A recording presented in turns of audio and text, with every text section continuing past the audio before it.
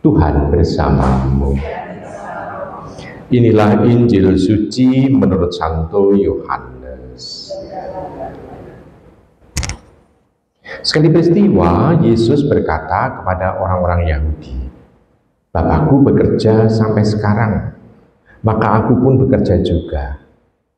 Karena perkataan itu, orang-orang Yahudi lebih berusaha lagi untuk membunuh Yesus, bukan saja karena ia meniadakan hari Sabat, tetapi juga karena ia mengatakan bahwa Allah adalah Bapanya sendiri, dan dengan demikian menyamakan dirinya dengan Allah.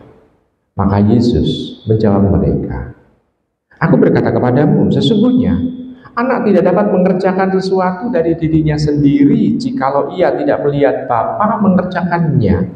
Sebab apa yang dikerjakan Bapa itu juga dikerjakan anak. Sebab Bapa mengasihi anak dan ia menunjukkan kepadanya segala sesuatu yang dikerjakannya sendiri.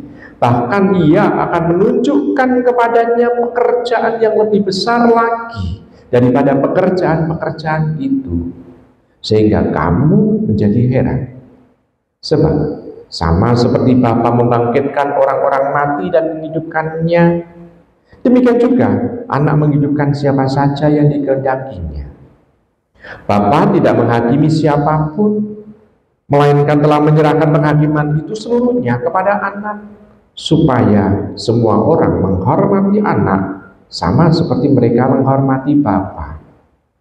Barang siapa tidak menghormati anak, ia juga tidak menghormati Bapa yang mengutus dia. Aku berkata kepadamu, sungguh, barang siapa mendengar perkataanku dan percaya kepada dia yang mengutus aku, ia mempunyai hidup kekal dan tidak turut dihukum, sebab ia sudah pindah dari dalam maut ke dalam hidup. Aku berkata kepadamu, sungguh saatnya akan tiba dan sudah tiba bahwa orang-orang mati akan mendengarkan suara Anak Allah, dan mereka yang mendengarnya akan hidup.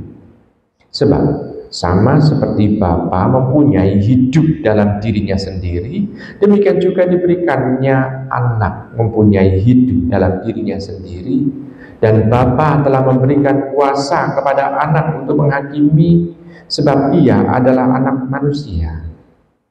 Janganlah kamu heran akan hal itu, sebab saatnya akan tiba bahwa semua orang yang di dalam kubur akan mendengar suara anak, dan mereka yang telah berbuat baik akan keluar dan bangkit untuk hidup yang kekal. Tetapi mereka yang telah berbuat jahat akan bangkit untuk dihukum. Aku tidak dapat berbuat apa-apa dari diriku sendiri. Aku menghakimi sesuai dengan apa yang aku dengar, dan penghakimanku adil. Dan aku tidak menuruti kehendakku sendiri, melainkan kehendak Dia yang mengutus aku. Demikianlah sabda Tuhan.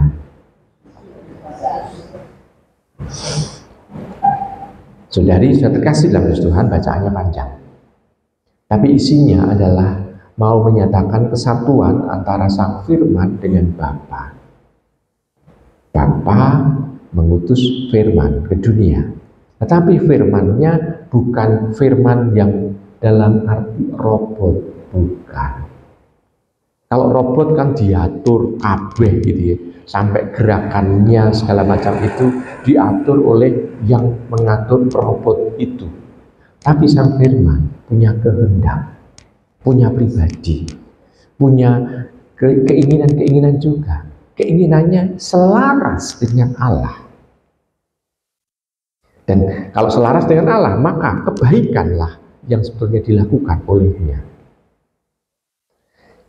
Kita bisa melihat begini, Ibu Bapak, sudah terkasih dalam Tuhan. Kadang-kala ada orang yang mempertanyakan, Yesus itu siapa toh? Yesus itu kan manusia. Kenapa kok disebut Tuhan? Kok Dia seperti itu? Sebetulnya Tuhan sendiri mau mengajak pada kita dalam bacaan Injil ini. Lihatlah apa yang dilakukan. Yang dilakukan memperlihatkan enggak kebesaran Allah dalam dirinya. Sama enggak? Allah menghidupkan orang mati, membangkitkan orang mati. Yang dilakukan oleh Tuhan Yesus dengan sabdanya, dia berkenan untuk membangkitkan orang mati. Orang lalu pasti akan mengejar lagi. Itu karena Allah yang berkehendak, Allah yang berkehendak. Iya, yang berkehendak. Tetapi kalau kekuatan Allah itu tidak ada dalam dirinya sendiri, niscaya dia tidak akan bisa mampu. Maka di sana tampak bahwa apa yang difirmankan oleh Yohanes bab 1 ayat 1 itu sebetulnya diperlihatkan dalam Yohanes bab 5 ini. Dia adalah Allah dan dia bersama-sama dengan Allah. Kesatuan apa yang dilakukan oleh Tuhan Yesus ini tidak pernah yang namanya itu berpisah dengan Bapanya. Dia melakukan sesuai dengan apa yang dikehendaki oleh Sang Bapa. Baik, sebetulnya apa yang kita bicarakan pasti akan mendalam, tapi akan lebih teologis. Tapi paling coro gampangnya pakai bahasa Jepang, jelas dan gampang itu artinya dia sungguh-sungguh memperlihatkan bahwa dia punya kualitas.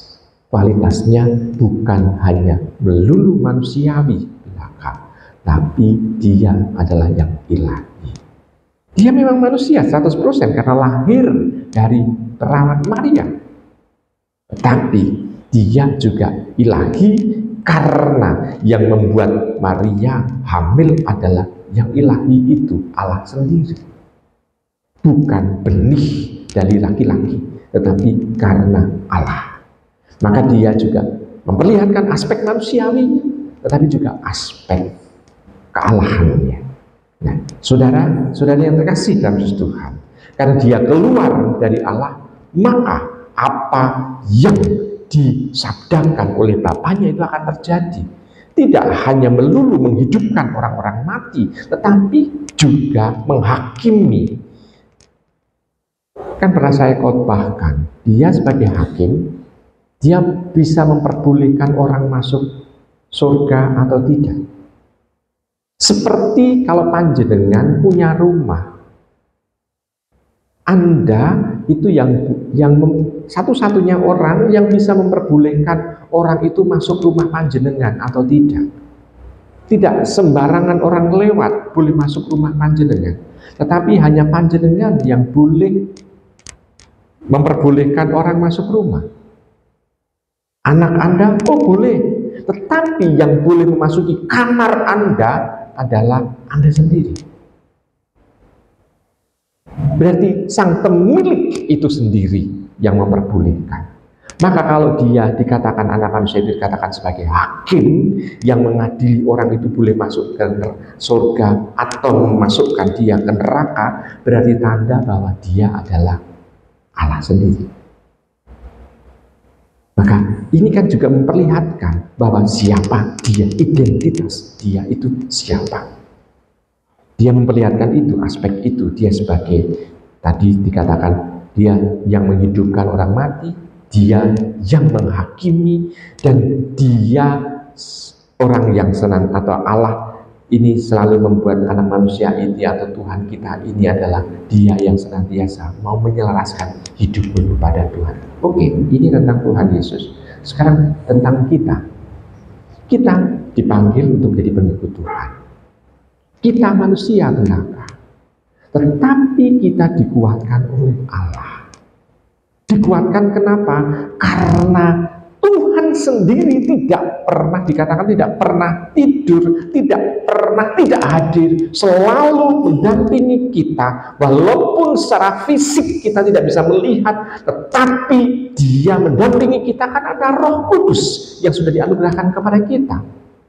Roh itulah yang membuat kita bisa mengenal Allah. Roh itulah yang bisa kita itu menyebut Allah dengan sebutan Bapa karena kedekatan kita dengan Allah. Maka sekarang pertanyaannya, kalau kita sudah dekat dengan Allah, apakah yang kita lakukan ini adalah yang memang sesuai dengan kehendak Tuhan? Apakah semua yang kita lakukan ini itu adalah Dia yang sudah memberikan teladan kepada kita dalam hidupnya itu kita tiru atau tidak? Paling tidak nilai-nilainya itu kita teruskan kepada generasi-generasi muda sesudah kita juga. Karena melalui tindakan kita, melalui kata-kata kita, sebetulnya kita sudah mewartakan, memberikan contoh nyata dalam hidup ini bahwa Allah itu adalah bukan Allah yang jauh, tetapi Allah yang dekat dengan kita. Apakah kedekatan kita ini juga mempengaruhi seluruhnya, sehingga apa yang kita omongkan ini memotivasi orang? Kalau memotivasi orang itu kan bahasa lain adalah menghidupkan orang, bukan justru mau mengkritik orang atau menjelek-jelekan orang, yang dalam bahasa lain adalah mematikan orang. Nah, kita ini mau untuk supaya orang ini juga hidup bersama dengan kita sebagai teman kita. Apakah kita juga bisa menyelaraskan seluruh kehidupan kita ini hanya melulu untuk melakukan kehendak Dia? Dengan seperti itu, kita sebetulnya sabda ini sebetulnya mengajak kepada kita, mari, Tuhan Yesus mengajak kita, mari contohlah aku yang hidup selaras dengan Tuhan, dengan Allah sendiri. Allah tidak pernah menciptakan kita menjadi robot, tidak. Tetapi kita harus menyelaraskan diri dengan Dia. Selamat merenungkan.